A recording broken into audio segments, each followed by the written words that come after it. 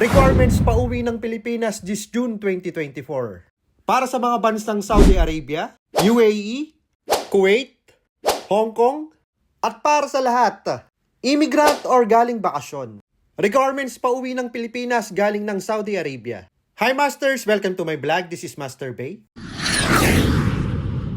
Kailangan nyo ng e-travel QR code. At huwag nyo din kalimutan fill upan ang custom online declaration, exit re-entry visa pag magbabakasyon, final exit visa pag magpo-for good. Siyempre, kailangan nyo ng passport at ticket. At ito, Masters, makinig kayong mabuti.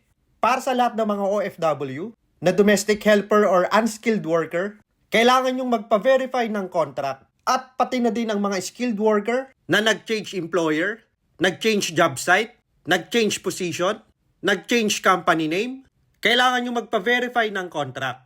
Isama na natin ang mga visit visa holder na nakahanap ng trabaho. Ang verified contract, kailangan nyo to sa pagkuha ng OEC. Okay, balik tayo sa e-travel. Pwede kayong mag-register 3 days before or 72 hours before your departure. I-type nyo lang ang e-travel.gov.ph. Ilalagay ko na lang sa comment section para hindi na kayo malito. At pwede din ang e-gov.ph application. Kung paano mag-register, ilalagay ko na rin sa comment section. Ang e-travel libre po ito, wala pong bayad. Kung sinisingil kayo, scam na po yan. I-double check ang website, dapat e-travel.gov.ph. Sa mga magtatanong kung kailangan pa ang vaccine, hindi na po kailangan. Requirements pabalik ng Saudi Arabia. Kailangan nyo ng e-travel QR code. At syempre, ticket. At dapat ang passport nyo valid ng 6 months. At huwag kalimutan ang OEC. At para sa bansang UAE, requirements pauwi ng Pilipinas. Kailangan nyo ng e-travel QR code. Huwag kalimutan fill upan ang custom online declaration, passport at ticket. At para naman sa mga pabalik ng UAE, kailangan nyo ng e-travel QR code, ticket, passport with 6 months validity, at OEC. At para sa bansang Kuwait, requirements pauwi ng Pilipinas. E-travel QR code, huwag niyong kalimutan fill upan ang custom online declaration. Civil ID or Kuwait Mobile ID, passport and ticket. At para naman sa mga pabalik ng Kuwait, e-travel QR code, civil ID or mobile ID, OEC, ticket and passport with 6 months validity. At kung hindi pa kayo nakapagpa-biometric, meron po sa airport. At para sa bansang Hong Kong, requirements pauwi ng Pilipinas.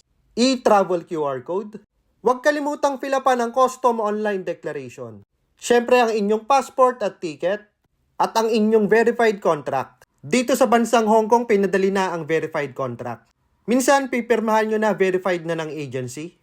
Or hindi naman pagka nagkapirmahan kayo ng inyong employer, dadalhin mo lang sa Philippine Embassy at ipapa-verify. Requirements pabalik ng Hong Kong. Kailangan nyo ng e-travel QR code, OEC, at ang inyong passport and ticket with 6 months validity. At para naman sa mga immigrant, ang kailangan nyo lang ay e-travel QR code. Huwag kalimutan fill upan ang custom online declaration, passport and ticket. Kung foreigner po ang asawa nyo, kailangan po nilang gumawa ng e-travel. Pero kung paalis kayo ng Pilipinas, ang mga Philippine passport lang po ang magre-register sa e-travel. At hindi nyo na kailangan ng OEC dahil hindi naman kayo OFW. Para naman sa mga nagbakasyon, dependent o nag-travel lang, kailangan nyo ng e-travel QR code, fill upan ng custom online declaration, passport and ticket. At sa mga pauwi ng Pilipinas, ang pinaka-importante, kailangan nyo ng maraming pera. And kung gusto mo ng ganitong content, don't forget to follow me on Facebook, TikTok, and YouTube. Master Bay!